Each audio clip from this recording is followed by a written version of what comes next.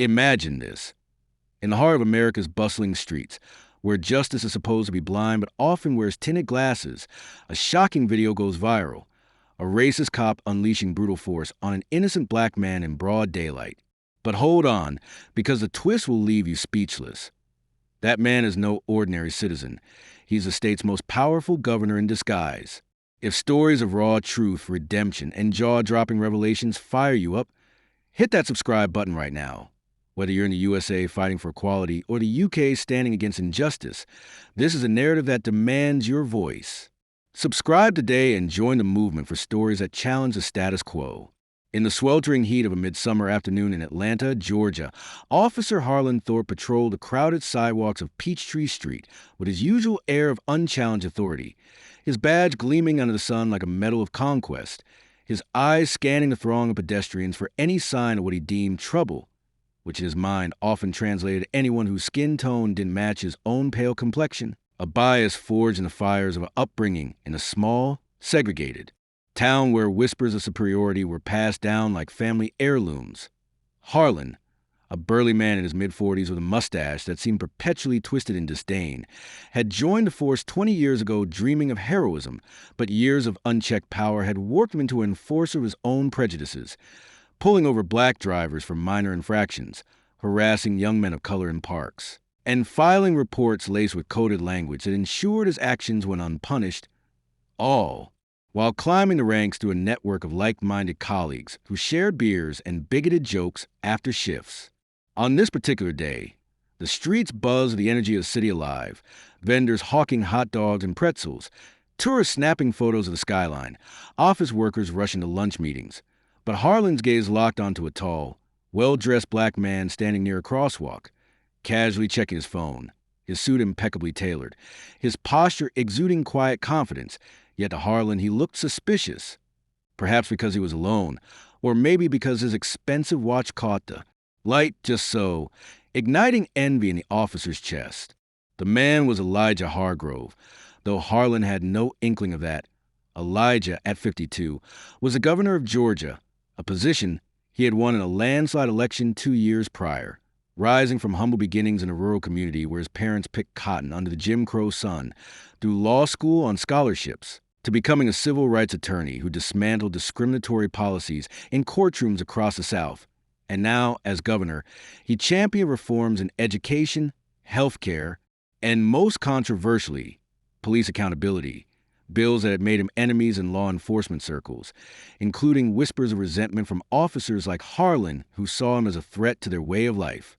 But today, Elijah was incognito, having slipped away from a security detail for a rare moment of solitude, dressed in civilian clothes but still carrying the weight of his office in his briefcase, which contained confidential documents on a new initiative to audit police departments statewide. He had decided to walk from his office to a nearby cafe, craving the anonymity that power rarely afforded, unaware that this simple act would thrust him into a nightmare. As Harlan approached, his hand instinctively resting on his holster, he barked, "Hey, you! What are you doing here?"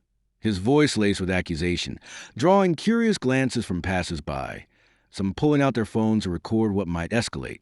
Elijah looked up, startled but composed, replying calmly, "Just waiting to cross the street, officer.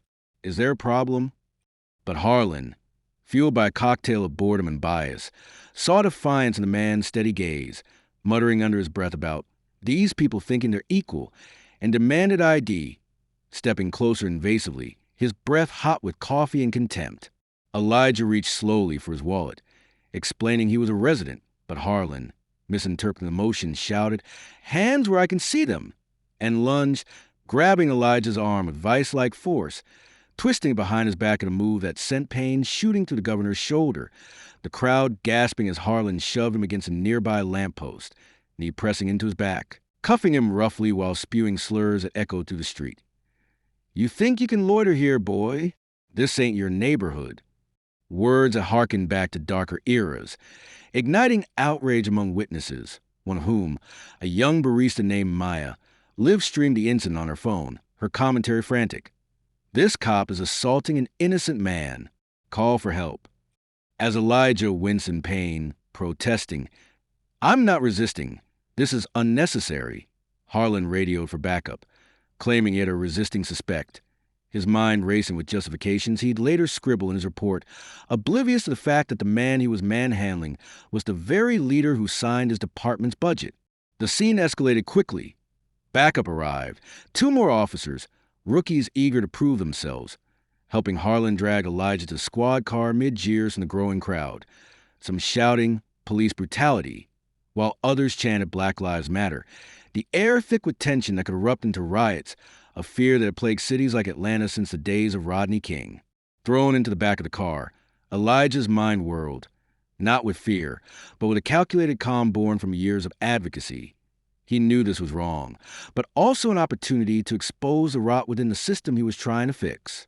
At the precinct, Harlan processed him with smug efficiency, fingerprinting him and tossing him into a holding cell with petty criminals, laughing with his buddies about teaching that uppity one a lesson, until the desk sergeant, glancing at the ID Harlan had finally bothered to check, froze, his face paling as he recognized the name, Governor Elijah Hargrove. "What the hell have you done?" the sergeant whispered, bolting to inform the captain, who in turn called the mayor, setting off a chain reaction that reached the state capitol within minutes. Harlan, lounging in the break room with a donut, was summoned abruptly, his superior's voice thunderous. "You idiot! That's the governor." Harlan's world shattered. Denial gave way to horror as he stammered excuses. He looked suspicious. He resisted. But the viral video, now amassing millions of views, painted a damning picture, showing no resistance, only racism. The twist deepened. Elijah, from his cell, refused immediate release, insisting on being treated like any other citizen, using the moment to highlight systemic flaws, granting interviews to the bars of reporters who swarmed the station. As Harlan faced suspension, then firing, and eventual charges for assault and civil rights violations, the story unraveled further. Investigations reveal Harlan's history of complaints, buried by corrupt superiors, leading to a department-wide purge. But the real bombshell came when Elijah, upon release, held a press conference, not for vengeance, but forgiveness with conditions. He pardoned Harlan on the spot, on the proviso that the ex-cop undergo sensitivity training and community service in black neighborhoods, a move that divided the public. Some hailed it as grace, others as too lenient. Yet twists abounded. Harlan, humbled and broken, discovered during his service that his own grandfather had been a sharecropper alongside Elijah's family, a shared history unearthed in old records, forcing him to confront his inherited hate. Meanwhile, Elijah's attack was no accident. Whispers emerged that it was staged not by him, but by a rival politician leaking his location provoked the incident, aiming to discredit police reforms. But the plan backfired spectacularly, boosting Elijah's approval ratings and passing his bills unanimously. In the end, Harlan became an unlikely advocate, speaking at rallies against racism, his transformation a beacon of hope, while Elijah's governorship strengthened, proving that from the ashes of injustice, redemption could rise, but only if society faced its ugliest truths head-on.